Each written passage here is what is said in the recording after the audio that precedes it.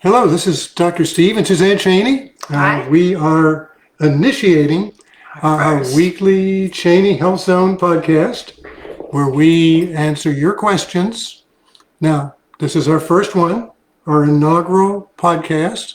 So we have no questions for you. So for the next couple of them, we're going to have some holiday themed questions. So our question for today is what to eat the day after Thanksgiving. So if you're like most of us, Thanksgiving was kind of an over adjustment. Over frame rate too low. I have no idea what to do with that. We'll figure that one out later on. Hopefully it's The working. technology is, We're who going to knows? figure out the technology here. Hopefully you all can view this easily. I'm just going to X that one out because we have no idea what to deal with it. But let's get on with our podcast here. So if you're like most of us, you probably overindulged now, overindulged in Thanksgiving, and so now's the day after. So what do you do? So there are a couple of choices. One is you could continue to overindulge for the next 6 weeks. That's probably not going to have a good outcome. Secondly, you could maybe for Thanksgiving, you could choose to have a much healthier, lower calorie option. Doesn't always go over well with family. In fact, you might want to share your mock cheese pie story, Susie. Yeah. Well, I'm always the health nut at the table. So this has been a few years ago, many years ago. Actually, my parents were still alive, and my mom and dad were the hosts for the Christmas dinner. And I found a really cool recipe where you use tofu to make a cheese pie. and we had the tradition of a cheese pie in my family. And let me just explain this. The cheese pie was literally to die for. Yeah. You think about a graham cracker butter crust, and then you add a layer of Sour cream and eggs and sugar. sour cream, eggs, and sugar, and you've got a layer of cream cheese and sugar. No. Actually, that's the reverse. It's cream yes. cheese and sugar and eggs, and then top it with a layer of sour cream and sugar. But a zillion calories, a ton of fat. Probably not the best for nutrition. health, but it was everybody's holiday favorite. Okay, go ahead with your story. And the tofu version flopped big. So every time they say, you have to make it, Nana, but don't make the tofu version. Don't make the mock cheese pie. So, yeah, you can only get away with so much in terms of healthier traditions. So let's say your holiday feast was a little bit over excessive in calories, maybe high in fat, high in sugar. And so what do you do the day after? Well, I've got a couple of things here that I could suggest. One is, if you go low on calories the next day, you can average your calories over the 2 days, then you don't come out so bad. That also works really well with holiday parties and other overindulgences during the holidays. But here's the thing: you don't want to average out your protein. You want to keep your protein intake high. So because that protein is really important for keeping your muscle mass strong, and that's important for your long-term health and vitality. And your metabolism rate, and too. For your metabolism, helping you stay slim. So what burns your calories is your muscles. That's right. They burn 50 calories per pound a day. Fat burns 1 calorie per pound a day. It just sits around there and makes you look fluffy. And nobody wants fluffy, right? So, so how do you start your day? Well, one way to start your day is with a workout or a long walk. I usually do the workout. Suzanne does the long walks, but it was in the 20s today, so I guess for those of you that come from around the yard with the dogs. I did. So I guess if you come from the Arctic zone, you say, well, what's the problem? But we're in the South, and 20s for us is frigid, so no long walks today. Well, maybe this afternoon. Maybe this afternoon when it sneaks up into the 40s, who knows? But start the day with perhaps a high protein smoothie because you want to keep your protein up, your calories down. More filling. More filling. And by the way, Suzanne has some great recipes for high high protein smoothies, Tasty. really tasty. So if you'd like those recipes, just put protein smoothie into the chat, into the comment box, and she'll get back with you with some great recipes. So that's a great way to start the day. Now, for me, I usually need a little bit more for sustenance to keep me full towards lunch. So I have a small amount of oatmeal, some nuts, whatever, a little bit of whatever fruits in season. But that's how I round out my morning the day after Thanksgiving. Now, if it's weekends, I sometimes substitute soft-boiled eggs. But so again, I use the same oatmeal and nuts, so those bind any excess cholesterol and flush them out of the system. But the smoothies are your best bet because if you've got a good high protein smoothie, you're getting around 20 grams of protein. A couple of soft-boiled eggs, that's a good high protein source, but it's only around 12 grams of protein. Protein smoothies is Yes. your best bet. Suzanne does protein smoothies every day. And I can tell it when I don't. It And makes a huge difference. And we're hardcore. We usually do our smoothies with water and a little bit of frozen fruit.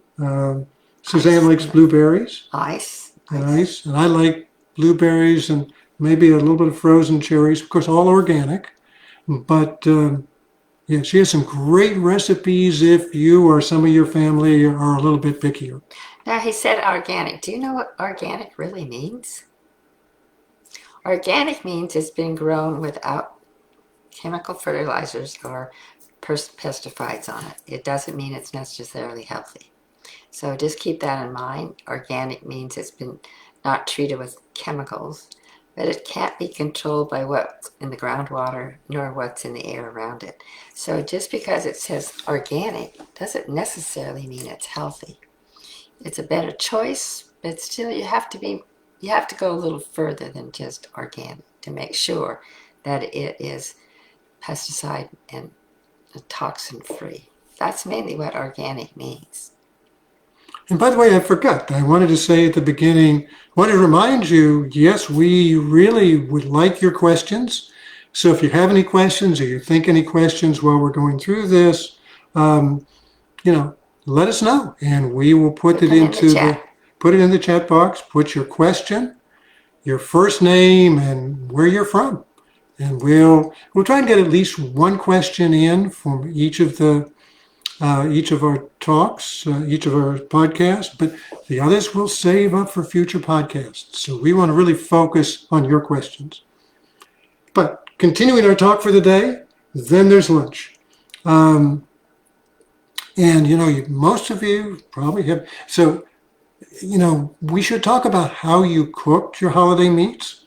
Turkey, if cooked in the traditional way, is a really good, low-fat, healthy protein. But I'm not a big fan of deep roasted with the fire. Frying turkey. Yes, fast frying turkeys. Probably not the best because now you've added a lot of fat to what was a healthy protein dish. But let's say you cooked your meat. It might be protein, it might be ham, it might be lamb, it might be any of a number of things. But you've cooked your meat and it's healthy, it's high in protein. Make a sandwich with it. I like to have, you do it with whole grain bread, a little bit of leftover greens from the salad, and with turkey, it's a little bit messy, but I put some of the cranberry sauce in there, just for a touch. So that's a good, for me, high protein, low calorie lunch. Suzanne, what about you?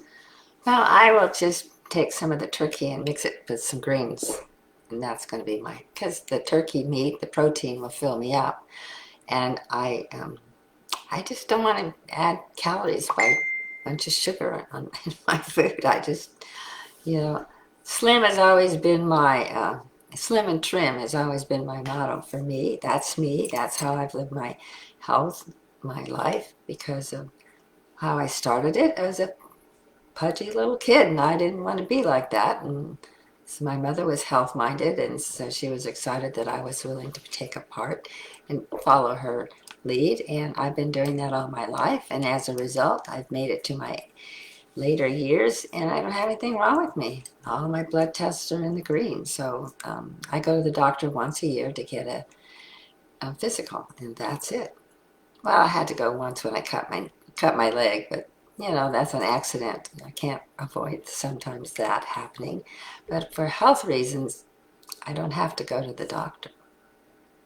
That's great. And that's the goal, to go to the doctor. Not that we don't want to go in for physicals, and not that we want to go completely off the grid, but you don't want to have to see doctors all the time.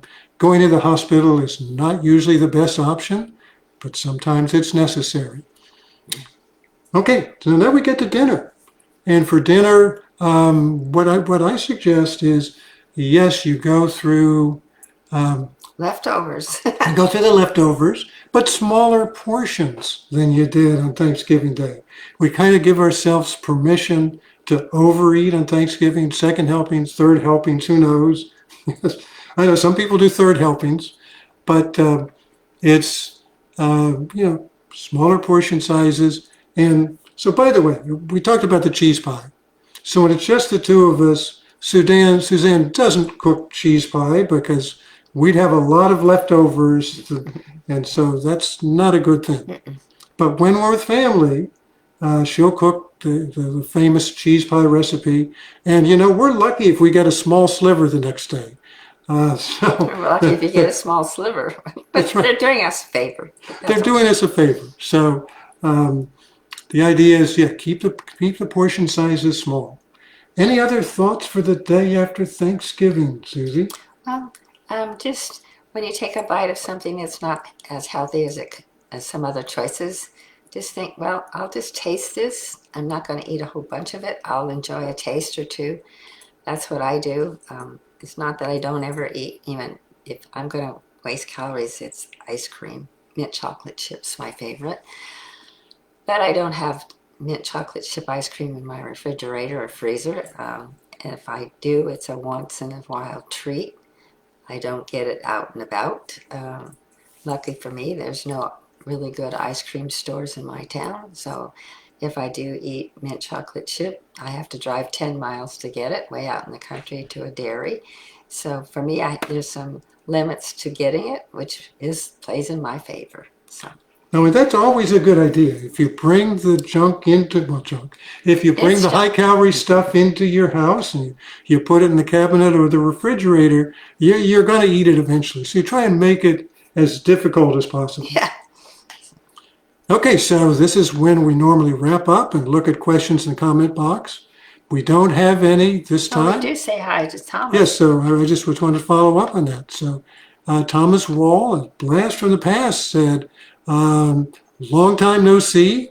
And then he says, I made gulyas. So Thomas, if you have a chance, put in the comment box, what are gulyas? Thomas is from Hungary, so it must be some special Hungarian dish. Yes. We met Thomas a long time ago at the airport. So he was on the same flight as we were. I don't remember where we were going, but we sat together and we've been, oh my goodness, that's years ago. It is, like I say, a blast from the past. So just a reminder, if you would like the high protein, low calorie smoothie recipes, just put smoothie recipes in the comment box, and Suzanne will get some to you. They are delicious. Any other thoughts before we close our first podcast? I think that's it. I'm going to do that dying tradition of writing Christmas cards. Okay, so we'll be back next Friday. 1 o'clock Eastern time. And our topic then is going to be holiday baking. Holiday baking hacks, tricks, whatever you want to call them. Really talking about sugar, flour, all those ingredients. What's best? Okay, I don't see any questions, so that's it for today. But we'll be back next week talking about holiday baking. And yes, you can be thinking up your questions in the meantime. So you can pop questions And in invite your friends. and invite your friends so they can get their questions answered because we would love to be answering your questions. Bye-bye.